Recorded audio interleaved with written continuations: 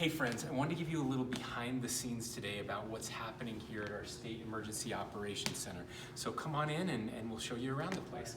First of all, we have to do a medical assessment before we can even get into the State Operations Center. So we'll get my temperature taken and see how we're doing.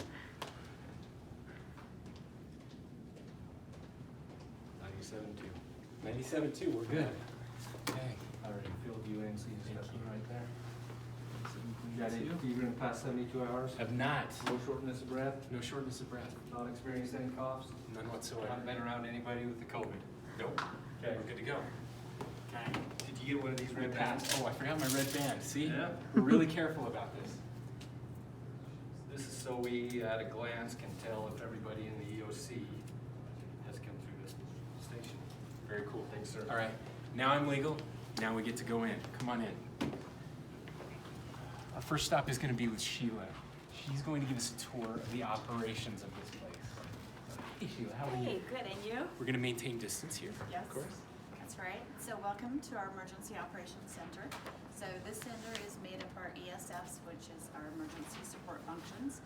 They're all of the state agencies based. There are some semi-quasi like UTA and Red Cross that they're partners with the state agencies.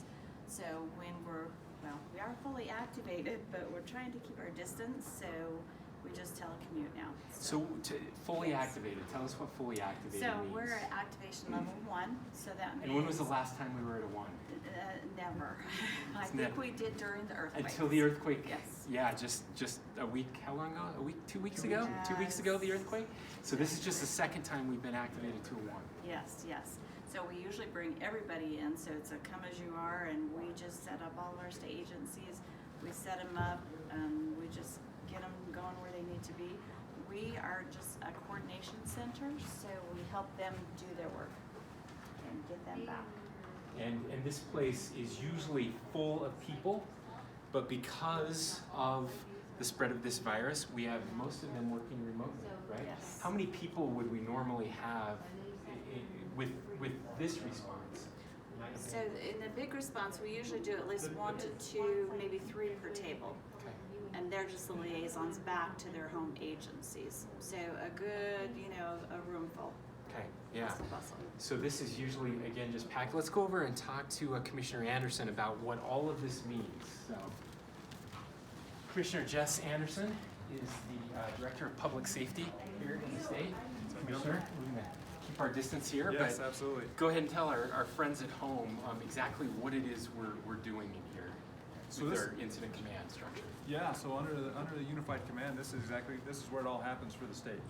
So at every one of these tables, you have the ability to have everybody represented, from utilities, food, water, transportation, our law enforcement, our military, everybody who comes together, including, especially in this time, our health department. And so we're in collaboration with the Department of Health, Department of Public Safety, other state entities across the entire board, but really the opportunity then to drill down, see what our needs are, have those requests come into the state, and then we make policy decisions based on what those requests are, plus good practices going forward to you and the government. So what are some of the big issues that we're working on down here every day? I mean, supplies, equipment, what are... Yeah, our highest priorities right now, of course, fall within health, the health element of trying to make sure people are protected, make sure our front lines are protected. So we're really trying to identify sources for PPE, personal protective equipment, Like masks? including masks, face shields, gowns, everything that's going toward our hospitals and our healthcare providers. That is a first and foremost priority. Another priority is watching our hospital stabilization, meaning that the demand that's being put on the hospitals, whether that's on ICU beds, whether it's on the ventilators, keeping people alive, or whether it's even an overflow capacity. Now we're going to have to move out into other shelters or quarantine sites, or otherwise opportunities to isolate people that don't have an ability to do that in their own home. That is really at the forefront of what we're trying to focus on first and foremost on a health component. And that is a great coordinated effort. This whole entire effort is centered on communicating with the counties, which all the way down to the cities. And so that is the coordinated effort when it comes to all of this working together to make sure our hospital capacities, all of our overflow, all of our emergency protocols are in place, is working with the counties and the cities, which then reports up to the state where we can make those good comprehensive decisions and discussions that need to be had. And every morning at 8 o'clock, we all get together, now virtually. Again, usually this room would just be filled with people, but we get together virtually, and then again at 4:30 every afternoon, we get back and report out what's been done. You mentioned some of those big issues. Today, we announced formally that the Southtown Expo Center is one of those overflow hospital. We have capacity there, 250 beds. We hope we never have to use it. Could get up to 1,000 beds, but I know that's one of the projects that we've been working on. Yeah, absolutely.